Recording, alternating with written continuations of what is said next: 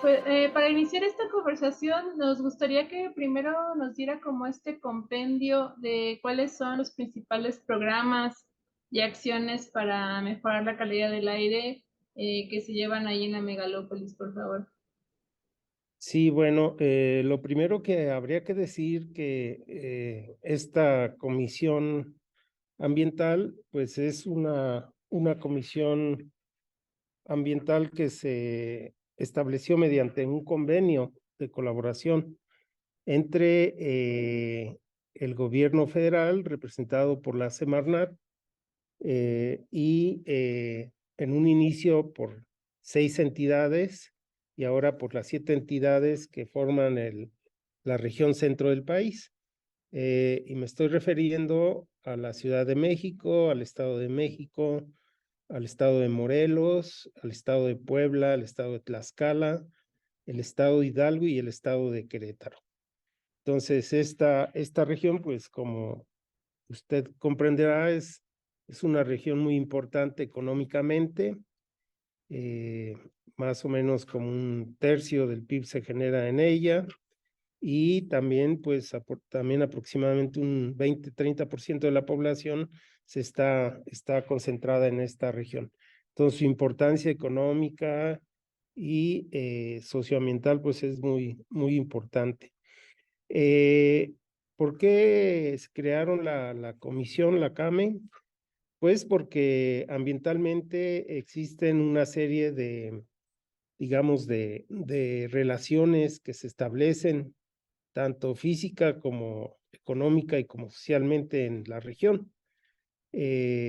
Usted, pues sí vislumbrará que hay mucho intercambio de mercancías en la región, ¿no?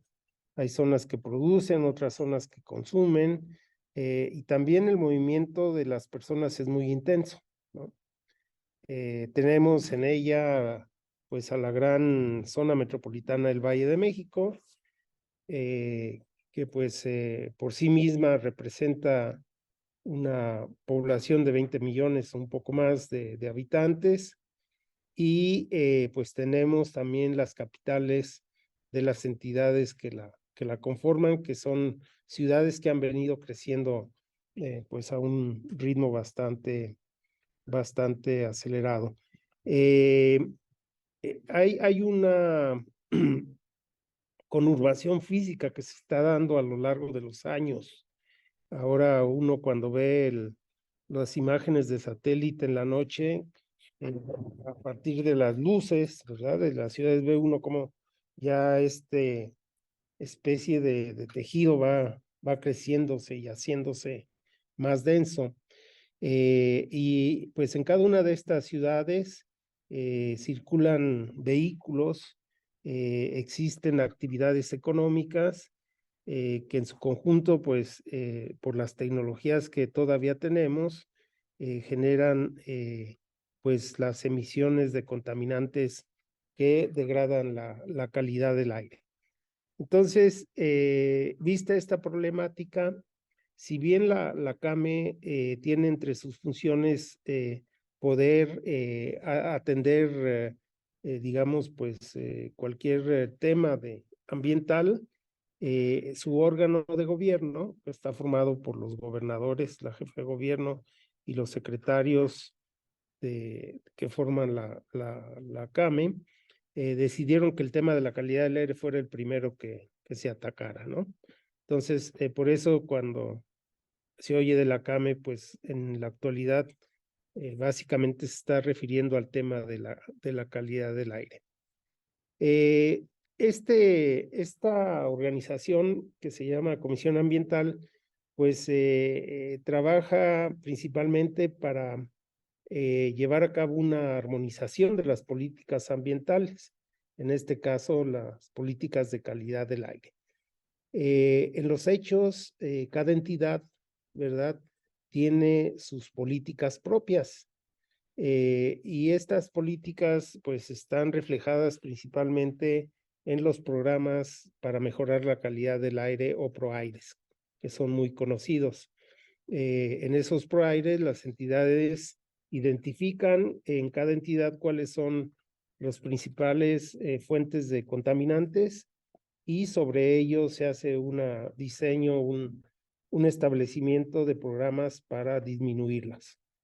Entonces, las principales acciones están referidas a estos PROAIRES y es a través de ello, a través de la armonización que se promueve, a la cooperación que se promueve a través de la CAME, que las entidades van avanzando en aplicar y llevar a cabo esas políticas.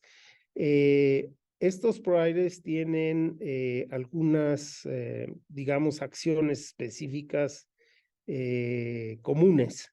Por ejemplo, es común a todas las entidades que existan medidas para reducir las emisiones de los vehículos en circulación.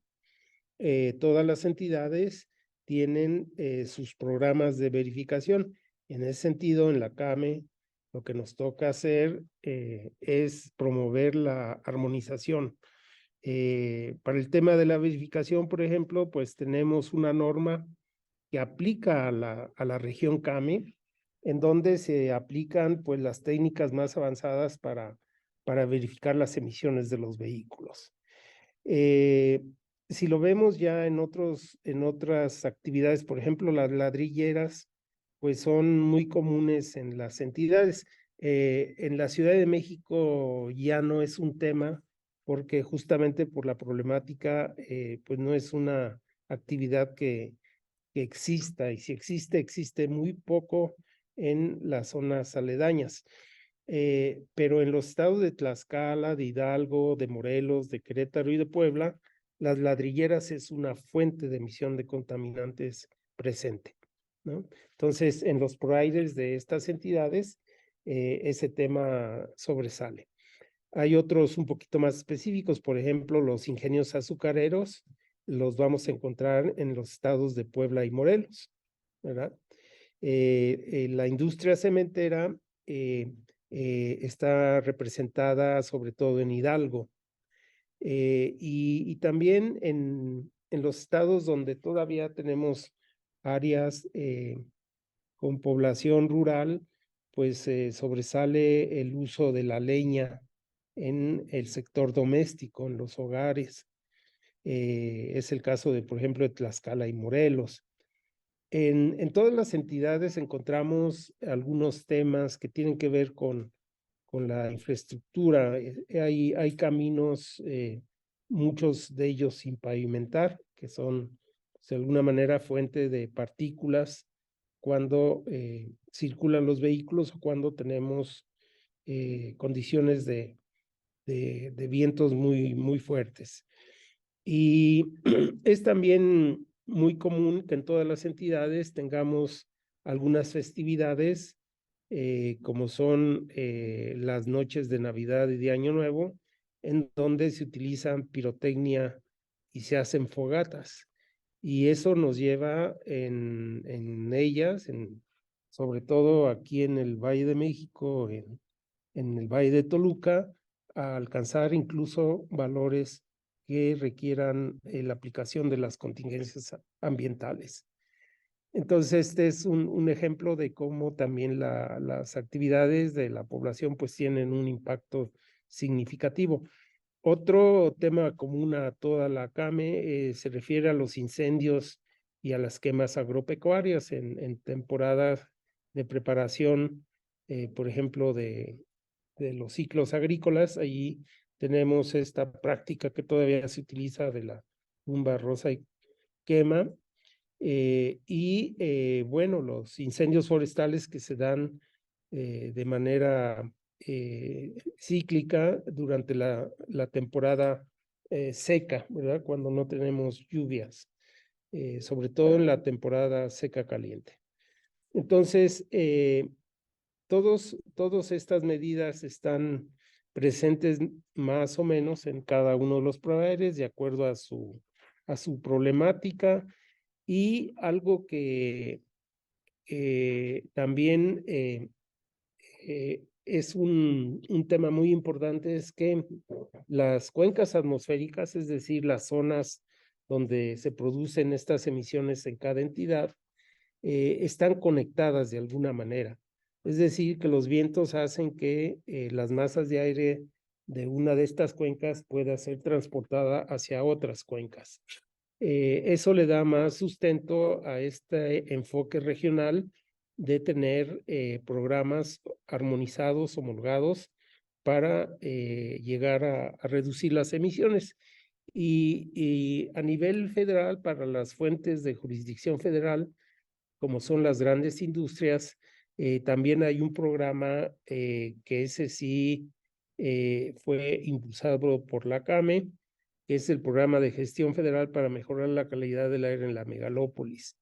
En este programa no son medidas, digamos, como se establecen para cada entidad. Estas son medidas dirigidas a las fuentes que son responsabilidad de la federación.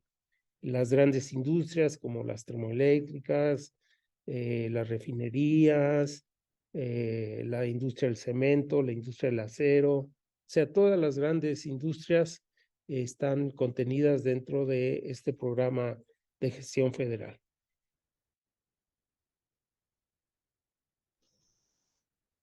Perdón, perfecto, doctor. Y también le quería preguntar a su consideración estos programas de Hoy No Circula y la verificación vehicular que ya llevan varias décadas, ¿no? Implementándose.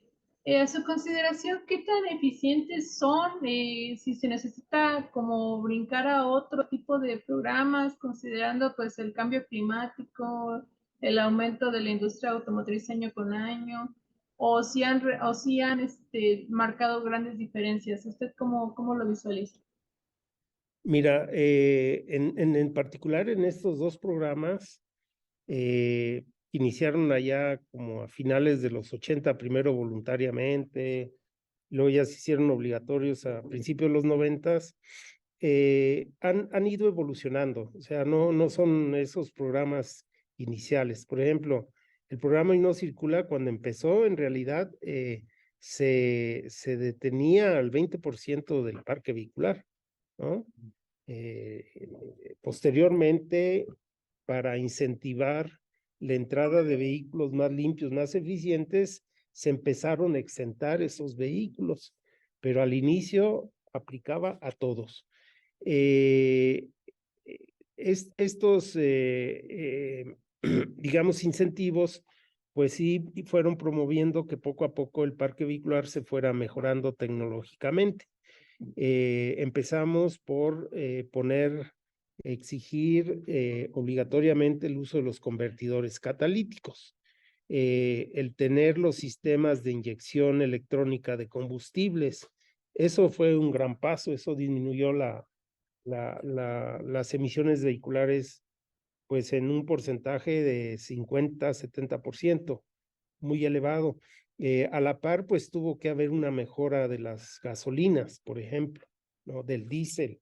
Se disminuyó su potencial contaminante. Y a lo largo de los años, pues esto ha venido evolucionando. Ahora los vehículos, pues son ya pues muy avanzada su tecnología y cuando comparamos, digamos, el estatus que tenemos en México, sin embargo, estamos un pasito abajo de, digamos, de las tecnologías más avanzadas. Y esto es debido a que no se ha logrado, pues, tener todavía el combustible, por ejemplo, diésel de ultra bajo azufre, no se ha logrado generalizar en el país. Sí existe en las principales zonas metropolitanas de México, es obligatorio el diésel trabajo azufre, pero por el hecho de que no esté en todo el país, pues digamos que hay un retraso en tener ese combustible que implica que los vehículos tengan las trampas de partículas, ¿no? Entonces, es muy difícil que un transportista se arriesgue a tener un vehículo con trampas de partículas y si su vehículo tiene que circular en otras zonas y pone el combustible de esas zonas, el riesgo es que se eche a perder el motor. Entonces no lo van a hacer, o sea, y tampoco tú no los puedes obligar, ¿verdad? Que es un riesgo que se tiene. Entonces, es un retraso que tenemos en contar con ese diésel de ultrabajo azufre. Nuestras gasolinas son bastante buenas para las tecnologías actuales, pero todavía se pueden reducir las emisiones, tener mejores estándares en los vehículos, pero también las gasolinas tienen que evolucionar a un siguiente paso y al igual que el diésel, pues consiste en reducir el contenido de azufre, lo cual pues requiere sí tener otros parámetros en la refinación para que estas gasolinas estén disponibles. Ahí en el Inter pues nos llegó la tecnología híbrida, que es muy buena, que funciona con el combustible que tenemos. Entonces, esta introducción de esta tecnología, pues es algo que nos va a permitir avanzar en la medida que se esté renovando la flota vehicular con vehículos híbridos y o eléctricos, porque los eléctricos también ya son una realidad. Tenemos por ahí el tema del costo de estos vehículos todavía, pero pues pensamos que eso va a irse solucionando a medida que se vayan introduciendo. Entonces, bajo ese aspecto de estas mejoras tecnológicas, los programas de verificación han ido evolucionando. Todavía tenemos, bueno, en la región de la CAME tenemos una norma específica, especial para la verificación vehicular y contempla ya, digamos, las tecnologías más avanzadas para verificar los vehículos. Por ejemplo, tu vehículo, si cuenta con la computadora y llega a un verificentro, pero si por algo la computadora no está funcionando, lo pueden pasar y hacerle la prueba de la medición de los gases. O sea, se toma el gas del escape del vehículo y pasa a través de analizadores y determina la concentración de los contaminantes.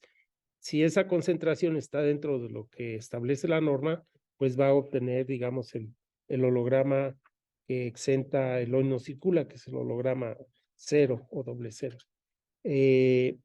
Pero también si tu vehículo cuenta con su computadora y su computadora está en buen estado, con eso puede pasar la prueba.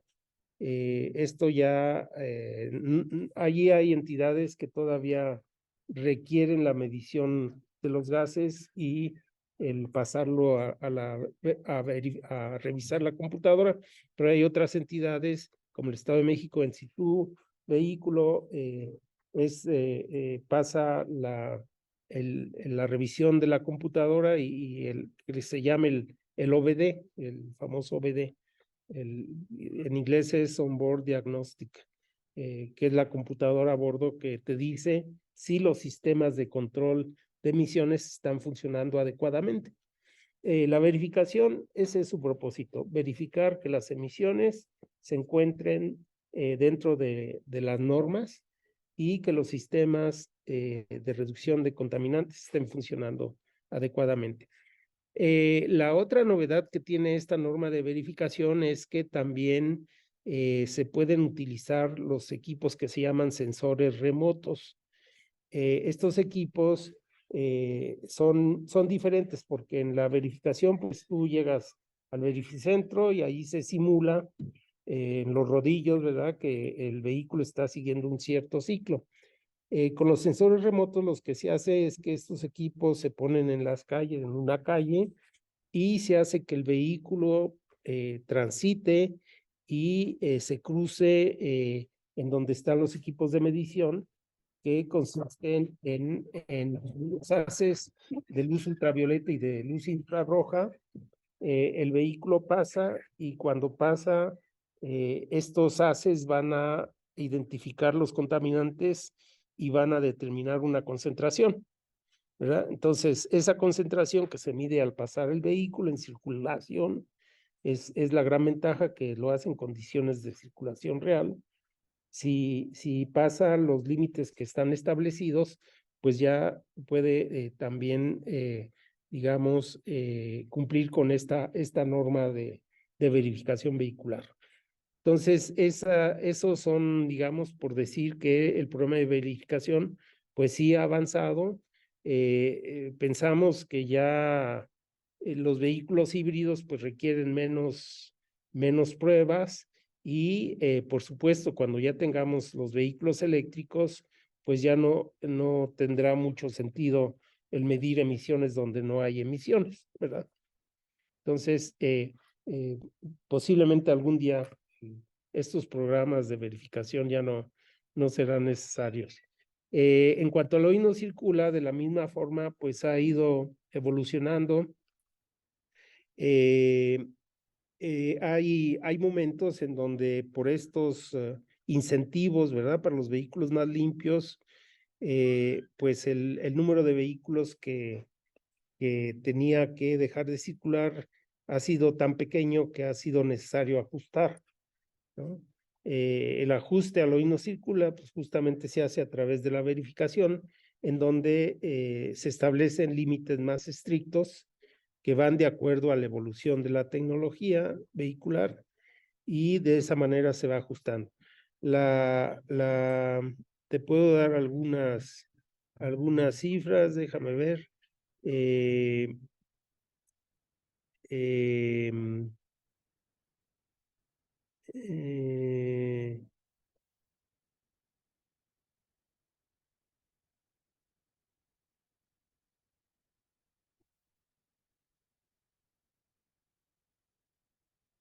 en la actualidad, el número de vehículos que dejan de circular son los que tienen el holograma 1 y 2.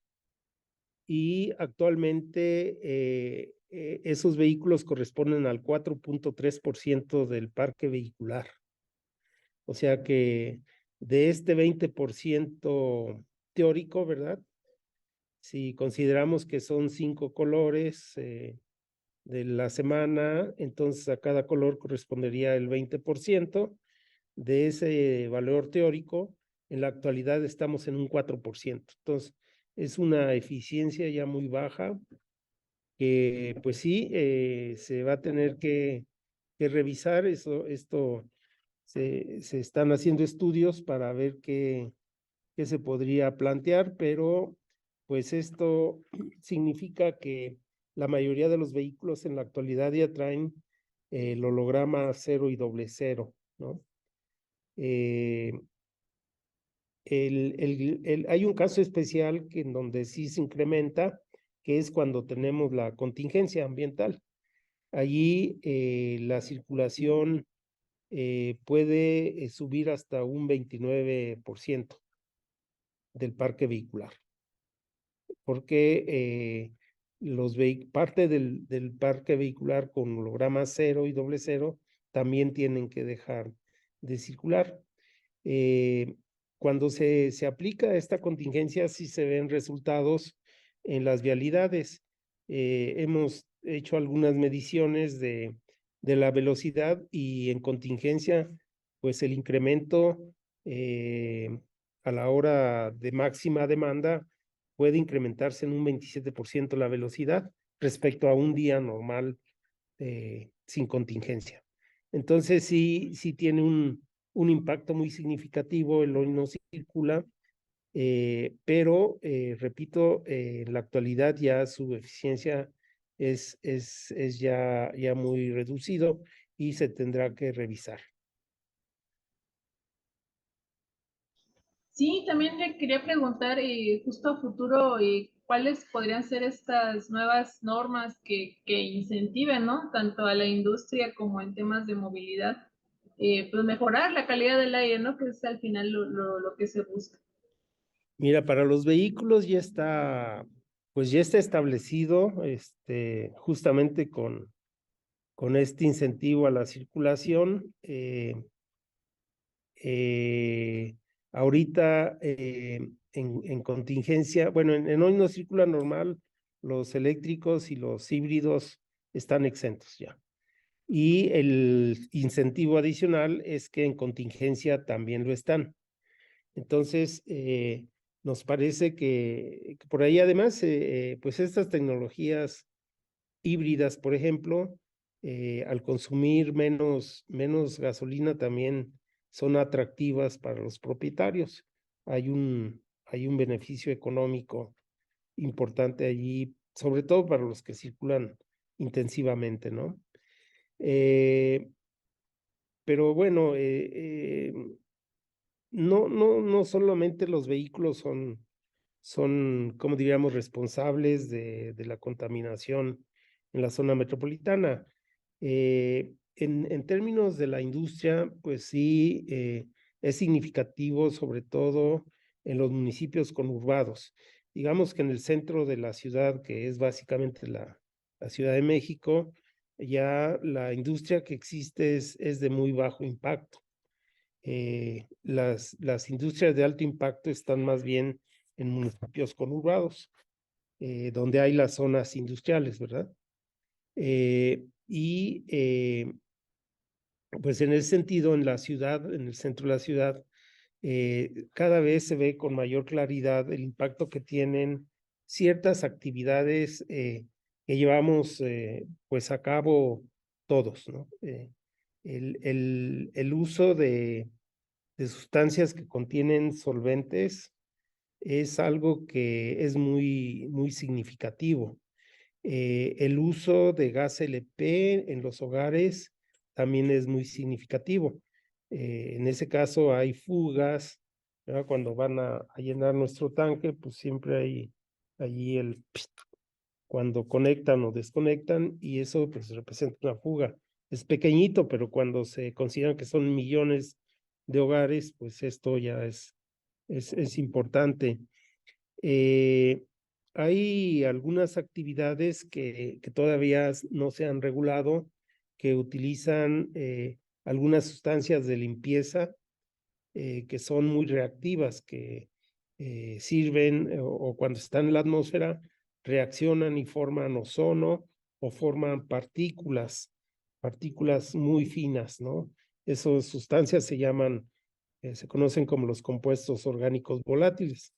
Entonces, esta parte de las actividades domésticas, comerciales, eh, por las emisiones de solventes, es algo que cada vez se nota más, pues porque los vehículos también continúan renovándose y se continúan renovándose hacia vehículos más eficientes. No como lo quisiéramos, pero sí son más eficientes que los anteriores.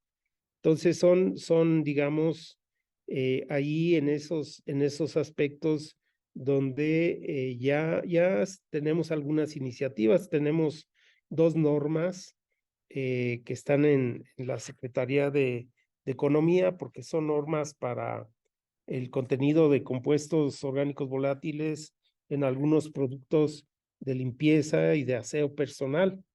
Eh, Igual pensaría uno, bueno, pero si yo utilizo un spray, pues es muy poquito, pero cuando consideramos el grueso de la población, ese poquito ya se hace bastante, ¿no? Eh, También hay muchas actividades comerciales que utilizan productos de limpieza, ¿no? A veces cuando tenemos algún instrumento o algo, pues lo llevamos y lo primero que hace el señor que lo arregla es darle una limpiadita. Esa limpiadita muchas veces lo hace con alcohol o con un solvente que también pues es un compuesto orgánico volátil y que en la atmósfera reacciona para formar ozono o partículas muy finas. Entonces por allí, en cuanto a los vehículos, a veces piensa uno que si logramos tener vehículos que no emitan contaminantes, pues ya vamos a tener resuelto el problema. A lo mejor sí el de la contaminación, pero vamos a seguir con el tema de la movilidad, que es algo complementario, ¿no? A nadie le gusta pasar 2, 3 horas desplazándose de su hogar a su trabajo. Entonces, el tema de movilidad actualmente tiene esas dos componentes digamos, las condiciones de cómo se hacen las actividades, cómo se desplazan las personas, pero también ahorita está muy ligado a la contaminación. Entonces, movilidad se convierte en algo que en el corto plazo es muy importante para reducir los niveles de contaminación, pero en el largo plazo es algo que va a tener que ver para tener una mejor calidad de vida.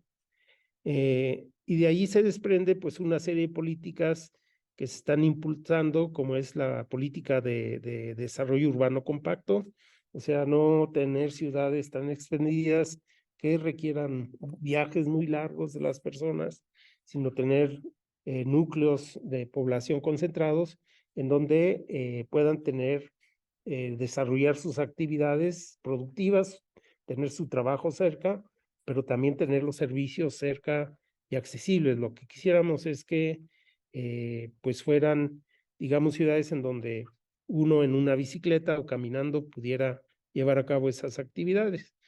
Un reto muy particular para el Valle de México, pues ya son las grandes distancias que se tienen que recorrer y, digamos, pues las oportunidades que hay para mejorar el transporte público. En la Ciudad de México, pues esto están avanzando, ¿no? Ya están los metrobuses, ahora ya hay los teleféricos, eh, ahí ya están incorporando vehículos, autobuses híbridos, pero también ya empiezan a incorporar autobuses eléctricos. Hay una buena red que todavía puede crecer de ciclovías, ¿no?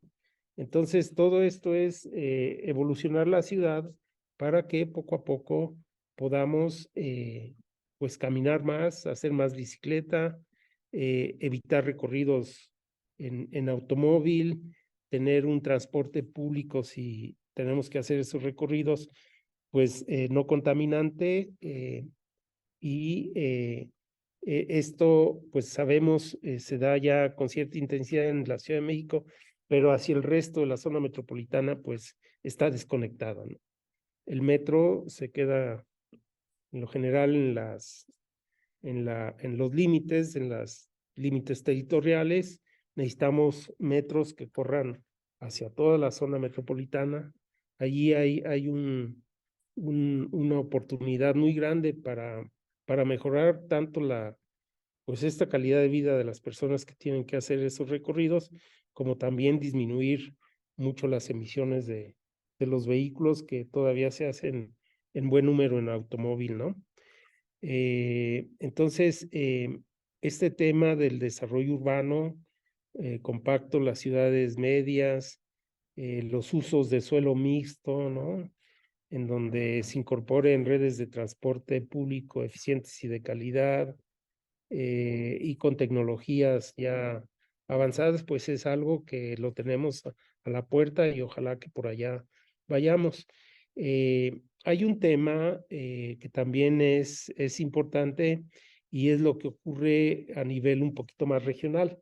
Eh, Como tú sabes, pues ya hay muchas personas que pernoctan en ciudades vecinas y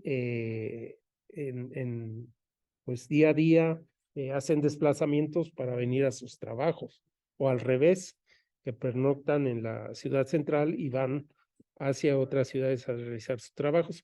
Allí, pues en la actualidad esos desplazamientos los hacen en autobuses o en vehículos, en automóviles.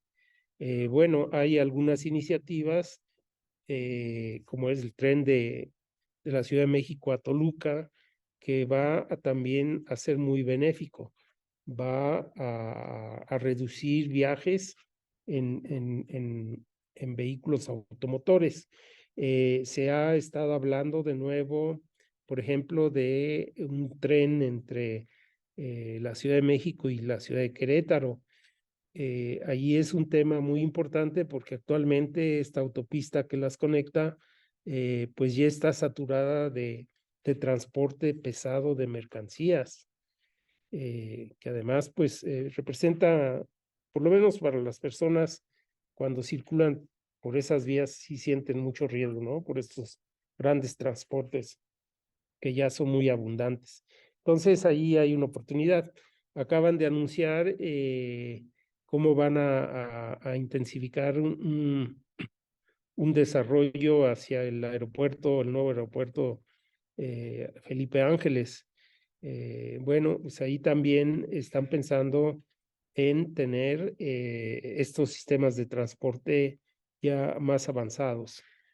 En fin, creo que esos son de los temas que pues son complementarios, pero también están representando los grandes retos hacia donde nos falta caminar, ¿no? Esto del transporte metropolitano es algo muy importante. El megalopolitano va a crecer con el paso de los años. Eh, Tenemos que también seguir trabajando con la industria. Con la industria tenemos un tema normativo. Hay muchas de sus normas que ya requieren una actualización. En el pasado, muchas de estas normas se hacían considerando, digamos, la concentración de contaminantes que se emitían. Es decir, en cada metro cúbico yo permito que se emitan 10 unidades de contaminante. Es un ejemplo. Pero pues eso normativamente no es muy eficiente, porque si yo inyecto aire a esa misma cantidad de contaminantes, pues la concentración la voy a bajar y voy a cumplir con la norma, pero en realidad sigo emitiendo yo esas 10 unidades de contaminantes, ¿verdad? Entonces necesitamos avanzar hacia normas en donde pues lo que se regule es la cantidad de los contaminantes emitidos, ¿no? Es algo que también pues será importante. Y bueno, algo que tenemos de particular también, sobre todo aquí en el Valle de México, es la, la forma en que se forman los contaminantes más importantes, es decir, el ozono y las partículas que pues en gran medida, el ozono es 100% fotoquímico, ¿no? Entonces se emiten sustancias que llamamos precursores. Al caso del ozono son los óxidos de nitrógeno y los compuestos orgánicos volátiles. Estos reaccionan en la atmósfera y forman el ozono. De forma paralela, pues también estas reacciones fotoquímicas producen estas partículas secundarias PM2.5.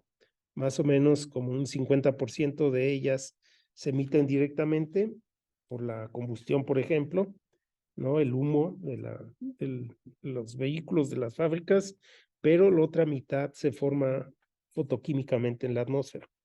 Entonces, algo que ha ido evolucionando, porque a final de cuentas la calidad del aire sí ha ido mejorando de 1990 para acá, pues significativamente, muy significativamente. Cuando vemos los registros históricos, eh, pues prácticamente si pusiéramos las contingencias como las tenemos actualmente, prácticamente 300 días del año estaríamos en contingencia a principios de los 90, ¿no? Con estos parámetros que tenemos de contingencia actualmente. Entonces sí ha habido una mejora muy sustancial. El tema es que todavía no logramos tener niveles dentro de la norma de protección de la salud, sobre todo de estos internacionales que emite la Organización Mundial de la Salud, aunque ya estamos muy cerquita en que nuestras normas sean similares a las de la Organización Mundial de la Salud, todavía son un poquito laxas. Pero bueno, todavía no logramos cumplir con esas normas, por lo tanto, pues debemos seguir trabajando. Es muy conocido que cuando tú tienes un problema de contaminación, generalmente vas a poder tener medidas muy contundentes en un inicio, 2, 3, ¿verdad? Y con eso mejoras mucho la calidad del aire. Es lo que ocurrió en el Valle de México. A inicios de los 90 incluso teníamos una refinería en Azcapotzalco, ¿no? Bueno, cuando se quita la refinería, ahí ya hubo una mejora muy fuerte. Luego se quitó el plomo de las gasolinas de los coches y el plomo era un problema en la sangre de las personas, había plomo. Se quitó el plomo y a la vez permitió poner los convertidores catalíticos, porque el plomo de las gasolinas envenenaba los convertidores catalíticos. Quitamos el plomo, de inmediato el contenido de plomo en la sangre de las personas bajó. Fue muy espectacular. Y a la vez, la entrada de los convertidores catalíticos permitió que, por ejemplo, el contaminante monóxido de carbono disminuyera drásticamente, ¿no? Entonces, eso ha ocurrido con el monóxido de carbono, con el dióxido de azufre. Antes los combustibles tenían mucho azufre, ya es muy baja la contenido, pero todavía hay que bajarlo más. Y todos estos contaminantes pues se redujeron, pero el tema del ozono y las partículas, por esta complejidad que tienen en la atmósfera, todavía hay que trabajarlo. Entonces, un tema relevantísimo es mantenernos actualizados en el conocimiento y en las bases científicas para gestionar la calidad del aire. ¿Qué significa esto? Pues que tenemos que estar haciendo mediciones para conocer cómo se está formando el ozono, cómo se están formando las partículas, qué ocurre si cambiamos la composición de las gasolinas, qué ocurre si reducimos el contenido de azufre, qué sucede si reformulamos estos solventes que utilizamos en nuestros hogares, en los comercios, cómo beneficia eso la calidad del aire. Eso nos permite ir, digamos, avanzando de una manera, ¿cómo podríamos decir? Racional, ¿no? Porque todo esto, pues, trae costos y trae molestias, ¿no? Molestias a la población. Perfecto, doctor. Pues yo le agradezco mucho el espacio, esta gran explicación. No sé si nos quiera agregar un comentario final. Pues no, al contrario, agradecerle también. Fue un gusto platicar con usted.